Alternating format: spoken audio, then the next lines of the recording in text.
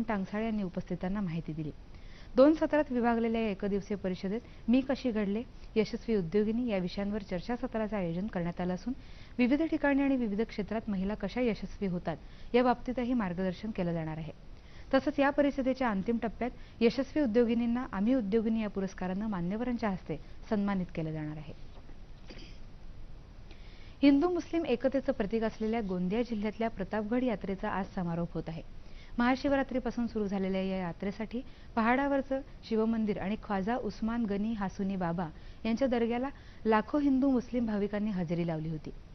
डोंगराच्या खालच्या बाजूला दर्गा असल्यानं भाविक आधी दर्ग्यात जाऊन नंतर महादेवाचा गजर करत पहाडी चढतात।